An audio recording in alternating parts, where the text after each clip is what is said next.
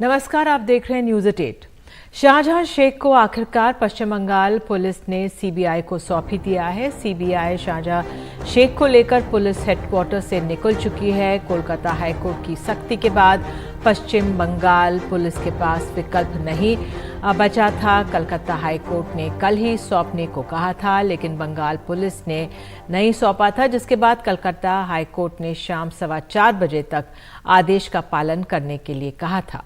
Court ने CID को अवमानना मामले में नोटिस जारी किया और इस मामले में और ज्यादा जानकारी दे रहे हैं सौरभ गुप्ता। और आपको ये भी बता दें, मेडिकल टेस्ट के लिए भी अस्पताल ले जाया गया है शाहजहां शेख को। ज्यादा जानकारी दे रहे हैं हमारे सहयोगी सौरभ गुप्ता। शेख शाहजहां को फाइनली सीबीआई के कस्टडी में दे दिया गया है। सीबीआई को सौंपे गए हैं उनकी कस्टडी। आज पश्चिम बंगाल की पुलिस ने शाम को ये प्रक्रिया जो है हैंडओवर करने का वो पूरा किया और अभी कुछ देर पहले यहाँ से शेख शाहजहां को लेकर सीबीआई निकल पड़े हैं अपने ऑफिस के लिए।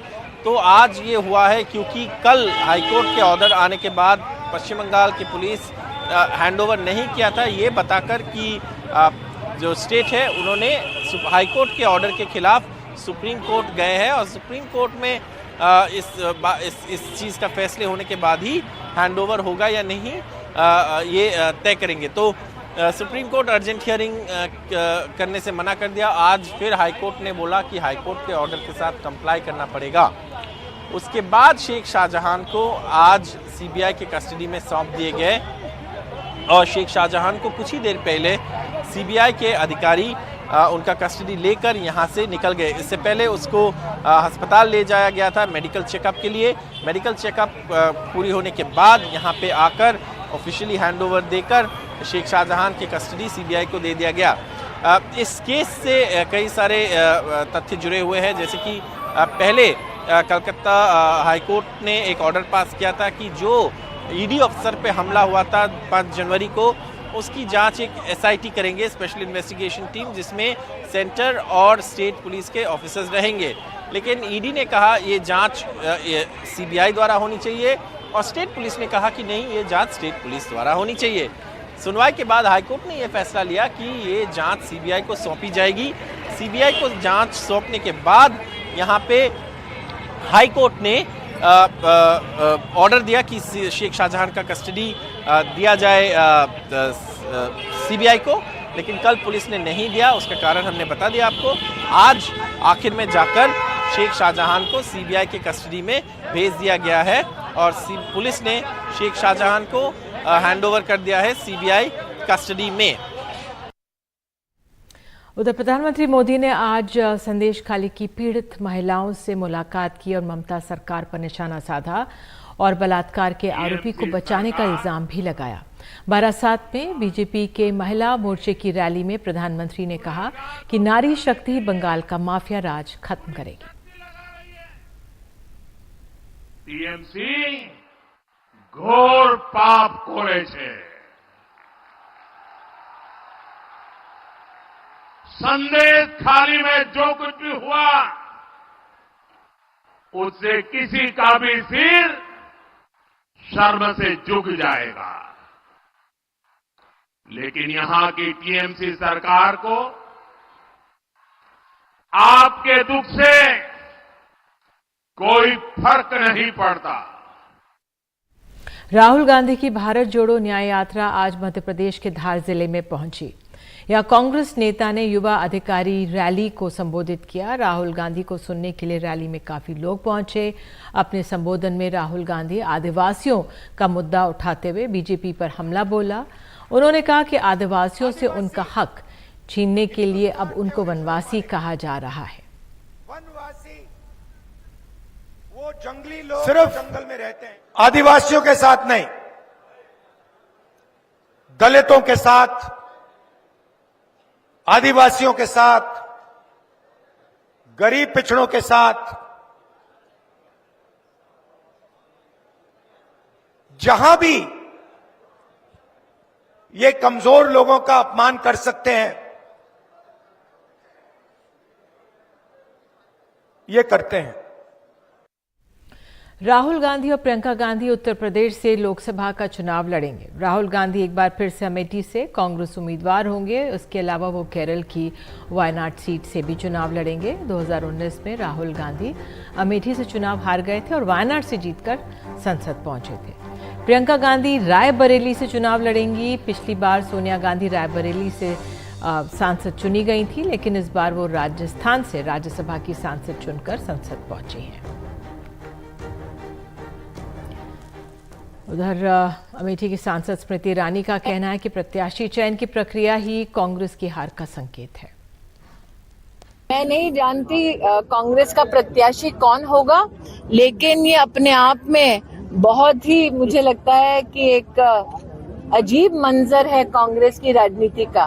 पहली बार अमेठी से प्रत्याशी घोषित करने में कांग्रेस इतना समय लगा रही है, इतना चिंतन और मंथन कर रही है।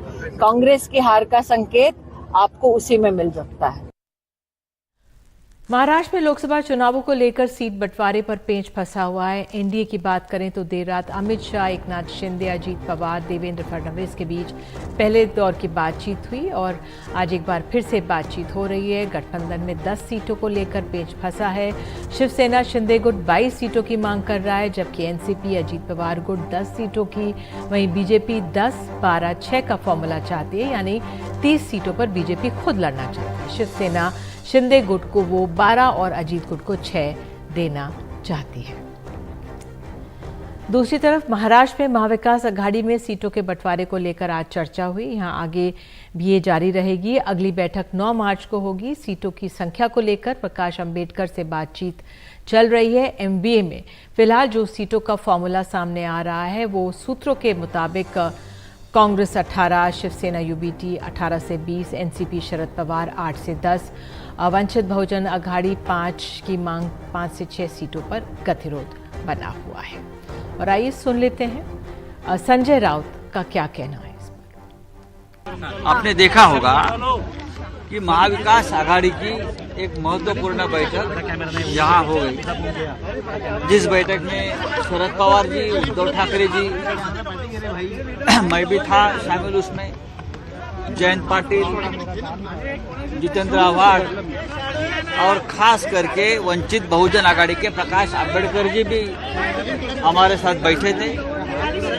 बहुत ही पॉजिटिव डिस्कशन हो गया, सकारात्मक चर्चा हुई और हमने ये तय किया है हम एक साथ चुनाव लड़ेंगे महाराष्ट्र में। बात अगर आपका सवाल होगा सीट शेयरिंग के बारे में, तो हमारे में कोई मतभेद नहीं है, लगभग सभी बातें तय हो गई है। जिम कॉर्बेट नेशनल पार्क के मुख्य क्षेत्रों में बाघ सफारी पर सुप्रीम कोर्ट ने बैन लगा दिया है। कोर्ट ने उत्तराखंड के पूर्व वन मंत्री हरक सिंह रावत और पूर्व वन अधिकारी किशन चंद को फटकार लगाई है। जस्टिस BR गवाई, जस्टिस PK मिश्रा और जस्टिस संदीप मेहता की बेंच ने कहा है कि वो रावत के दुस्साहस से हैरान है। उन्होंने जनता के विश्वास को कचरे के डब्बे में फेंक दिया। वहीं इस मामले की जांच कर रही CBI को 3 महीने में स्टेटस रिपोर्ट दाखिल करने के लिए कहा है। देश के कई राज्यों में नकली दवाइयों को लेकर छापेमारी हुई। उत्तर प्रदेश, उत्तराखंड, तेलंगाना, हिमाचल प्रदेश, पंजाब से इस छापेमारी में करोड़ों की नकली दवाइयां जब्त हुई। ये छापे गाजियाबाद, कोटद्वार और हैदराबाद में मारे गए। जो दवाइयां जब्त की गई हैं उनमें ज्यादातर डायबिटीज और BP की दवाइयां शामिल हैं। 3 लोगों को गिरफ्तार भी किया गया है।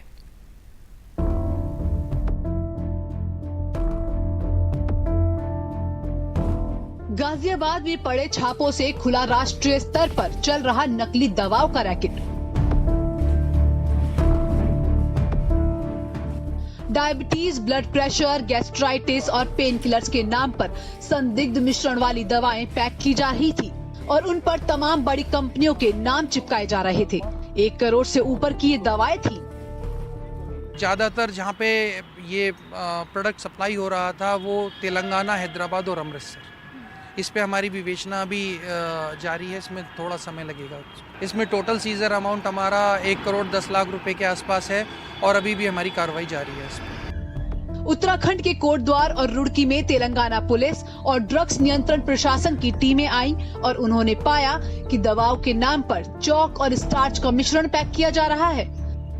उन पर सिप्ला, ग्लैक्सोस्मिथक्लाइन और अन्य देसी विदेशी बड़ी कंपनियों की चिप्पी लगाई जा रही थी। गाजियाबाद में जो एंटी डायबिटिक मेडिसिन है वो फेक मेडिसिन है, तो प्राइमरीली आप देखेंगे कि उसको लेने से इंसान को फॉल्स कॉन्फिडेंस आएगा और ये बर्डन ऑफ डिजीज हमारा बढ़ता चला जाएगा। तो कहीं ना कहीं ड्रग रेगुलेटरी अथॉरिटीज को बहुत ज्यादा अपना जो रोल है अच्छे से निभाना पड़ेगा। तेलंगाना पुलिस ने और भी छापे मारकर 33 लाख से ऊपर की दवाएं बरामद की, जो हिमाचल के सिरमौर जिले में बन रही थी। मैग लाइफ साइंस नाम की किसी कंपनी का कोई भी वजूद नहीं है। देश भर से नकली दवाइयों के बढ़ते मामले सामने आ रहे हैं, जिसके कारण प्रशासन और पुलिस की चुनौतियां बढ़ गई हैं। साथ ही साथ अब लोगों को भी ज्यादा सतर्क रहने की जरूरत है। गाजियाबाद से कैमरा पर्सन प्रेम सिंह के साथ इशिका, एनडीटीवी इंडिया के लिए। हरियाणा से नकल की हैरत में डालने वाली तस्वीरें सामने आई हैं। हरियाणा बोर्ड परीक्षा में जमकर नकल हुई आज। नुओं और तावड़ू की ये तस्वीरें हैं। 10वीं 12वीं की परीक्षाओं में नकल हुई। पुलिस सुस्त दिखी और तमाम सरकारी दावे फेल होते नजर आए। फोटो खींचकर पेपर आउट करने की भी शिकायतें मिली। साथ ही पर्चियां पहुंचाते भी लोग नजर आए। अब इन तस्वीरों के बाद जिला शिक्षा अधिकारी नू उन्होंने कहा है कि इस मामले की जांच की जाएगी। राजस्थान में पेपर लीक मामले में कल कड़ी कार्रवाई के बाद आज आरोपियों की अदालत में पेशी हुई, जिसके दौरान कोर्ट परिसर में हंगामा हो गया। कोर्ट परिसर में मौजूद कई वकीलों ने आरोपियों को पीटने की कोशिश की। वकील वहां मौजूद पुलिस वालों से उलझ गए। अदालत ने आरोपियों को 6 दिन की रिमांड पर भेज दिया है। अब 12 को फिर से इनकी पेशी होगी। इससे पहले 14 ट्रेनी दरोगाओं को कल गिरफ्तारी के बाद आज उनका मेडिकल कराया गया।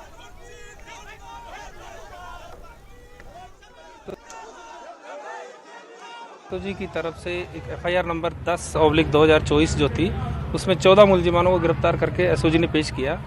420 और 120 बी आईपीसी का और आईटी एक्ट का और परीक्षा अधिनियम की धारा 3/6 का मामला था, उसमें पेश किया था। एसओजी की तरफ से 12 दिन का पुलिस कस्टडी मांगी गई थी, जिसमें ऑनरेबल कोर्ट ने 6 दिन का पुलिस अभिरक्षा में मुलजिमानों को भेजा है। 12 तारीख को पेश करेंगे, 12 मार्च को।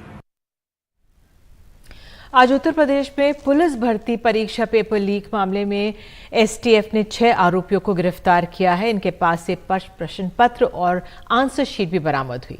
जिन लोगों को गिरफ्तार किया गया है उनके नाम साहिल, दीपक, बिट्टू, रोहित, प्रवीण और नवीन हैं।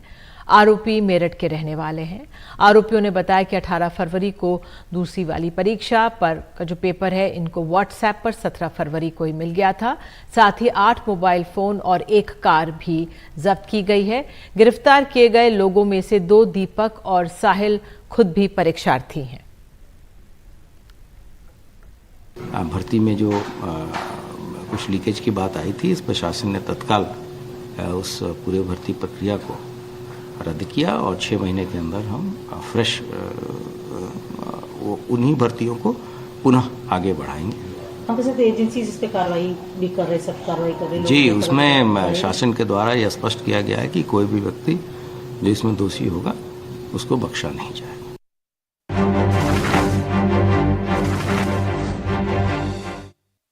कोलकाता में आज देश की पहली अंडर वाटर मेट्रो ट्रेन शुरू हो गई है। प्रधानमंत्री नरेंद्र मोदी ने देश की पहली अंडर वाटर मेट्रो पर सवार हुए इसका उद्घाटन किया और वहां पे छात्रों से बातचीत भी करते हुए वे नजर आए।